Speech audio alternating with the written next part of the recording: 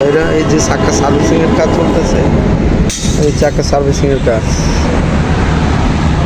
আপনারা খেয়াল করবেন, দেখবেন, বুঝবেন, যেন নিজেরা কেউ চালক হইলে যেন নিজেরা কাজ করে উদ্ধার হয়ে আসতে পারে। আইসার 10-55 গাড়ি।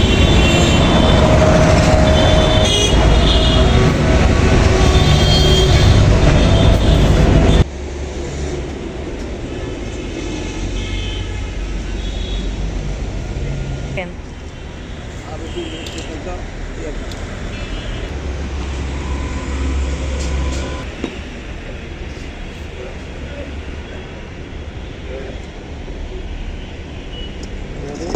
পরে যে কভারটা হবে